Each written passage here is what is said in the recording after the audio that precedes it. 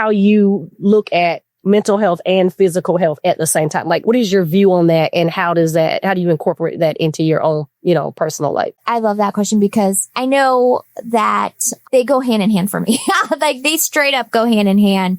I'm such a mind, body, soul person. I also feel very spiritual. To be honest with you, I look at all the obstacles I've had in my life, and I've had a lot. The thing that got me through them is my mindset.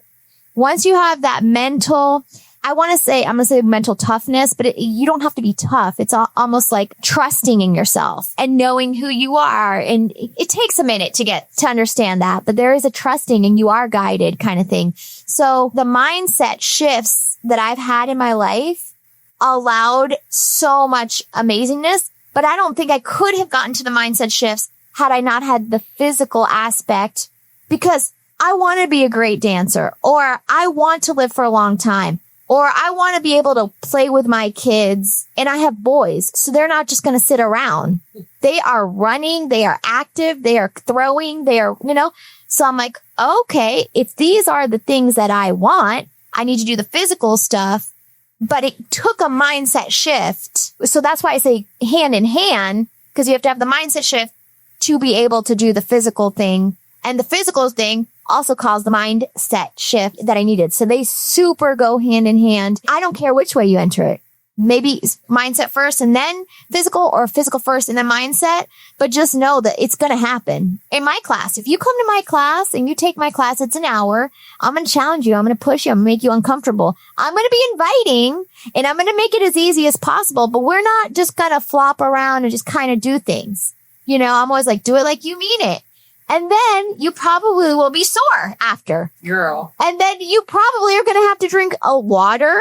You're going to have to hydrate. You're probably not going to want to choose the pizza when you go home, because your body is like, I need to refuel. You will choose the shower and the bed, but you'll go to bed saying, I love myself. She literally has one of her songs that is incorporated. And it's, I love myself. And I mean, she's like, I want to hear you say it. And you look, and it's so cute because we actually chatted a little bit yesterday. And then I actually saw her at the gym last night. I got to meet one of her boys, and she met Reagan. And it was cute because it was so took me a minute because I'm so used to her being there. And I turned around and I'm thinking, oh, hi. It was like Jeannie. Because, it's like when you see a teacher and they're not in the classroom and you go, who is that? Yep.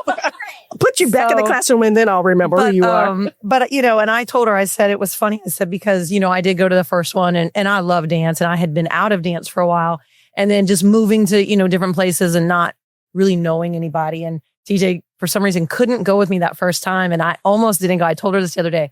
I said, I almost didn't go. And I said, and I went, you know what I mean? And then I get there and I'm seeing this because, it's like somebody, and again, but it's like being a dancer, you're kind of like, oh, this will be cute. This will be fun. And all of a sudden I was like, damn, this girl's good, y'all. Like this, I was like, I was like, TJ, no, I said, no joke. I said, this little baby can dance. But it wasn't even about that. It was welcoming, engaging everybody. And it's funny because, I know we had said something yesterday and she's like, yeah, I know, I wanted to teach this combination because we stayed after the other day and did a little combination. And she goes, but I don't know. I said, I said, I'm out there. We're out there. And she's got all ages, all body types, men, women, young, old.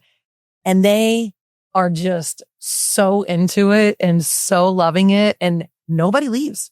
Like everybody. And sometimes, get water here, get water there. And she's bounced around like the little rabbit squirrel, but I mean, I'm like, don't worry about that, and because they're all they're doing their thing, but it is you.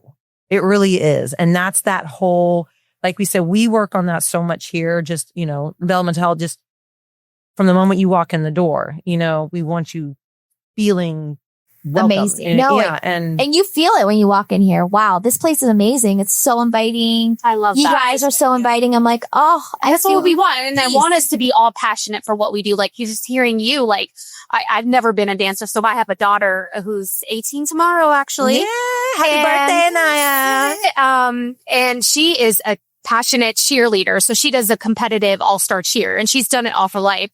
And I'm going to have her as a guest on here once because she'll briefly has talked about it because this was her last season. She graduated high school and she was hysterical because she says if it wasn't for cheer and the team and the dancing, she also did hip hop for competitive world. She's amazing. I'll have to show you some of her videos. Like you'll love her. You'll love her. Come in my class. Yeah, we're gonna get her. Actually, I'll bring her because she would love it. She's a hip hop dancer, but she says like if it wasn't for cheer and bands, like her mental health, she's like I don't know where I would be mentally because it's been a part of the way she's expressed herself, being around people and like. She coaches to the little ones. So like all that same passion, but I've always been a sports girl. I was a tomboy. So I've never done that, but like to hear the passion that comes through, like I don't know. I just love people who are passionate about what they do and they help others in ways that, it's not just a gym class. It's not just a hip hop class. It is people like figuring out who they are and how they move their body, appreciate their body. I don't care what size you are, appreciating your body. And like you said before, it's a start, whether it's the mind or whether it's your physical first. Like I've been there too. I've been extremely overweight before and like health reasons and things like that. And it's true. It's hard. And I am TJ, you struggle with this. Like, I don't even want to go. I don't want to put on the gym clothes. I've done that. Embarrassed. And it's like, you know what? Once you put yourself first and you're like, you know what? Screw it. And people have told me that I'm losing weight. I told you the other day. Yeah, and you're the third person. Yep. She's getting a little waist. Yeah, turn the waist back. I told her today. I'm getting there. I'm one hip hop dance away from being fine. You are fine, girl. Yes, you're already fine. What do you say about like even starting like, so you said you ate the Checkers and McDonald's and all this stuff. Yeah. How did you shift from like that mindset of like, okay, I got to fix what I'm eating? That was probably the biggest life change is that I was a victim.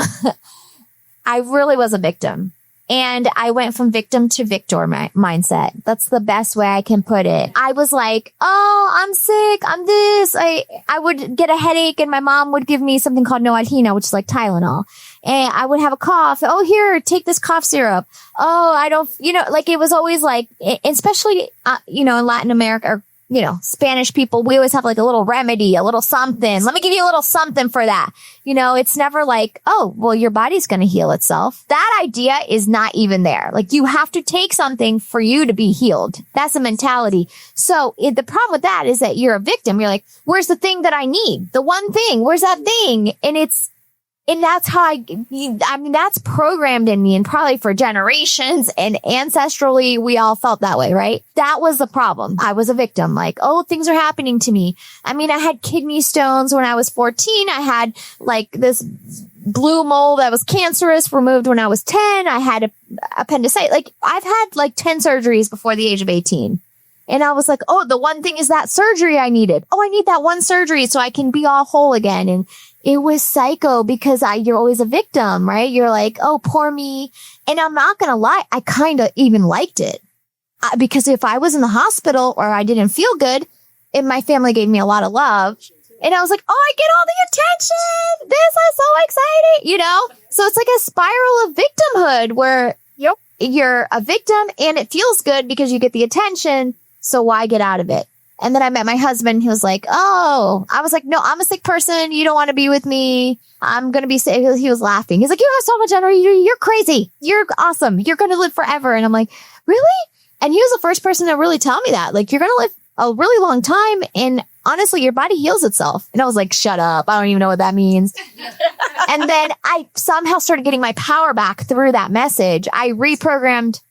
I mean, obviously I married him. I was like, I don't know who you are, but I want to marry you because it feels good to understand that. I was able to gain control and power of my health. I always felt like health was outside of me, right? I need the shot. I need the pill. I need this. I need the surgery. And then when I'm like, oh, wait, I can do it. Oh, it's going to happen. And like God gave me all the things, like my body will heal. And you also feel crazy. You're Latin. You're like, oh, you're crazy. You have all these crazy thoughts and you're going 100 miles an hour. And and I was a kid. It's like, be quiet, be, still, stop talking, And so gaining your power back and becoming a victor versus a victim, that changes the game. And you apply that in any aspect. It really changed the game, but in health, especially, because when you're like, oh, I don't even want to get started. I don't even want to go to the gym and I'm overweight or I'm tired or I had a long day. It feels so good to be in your power and be like, I love myself. And here I am.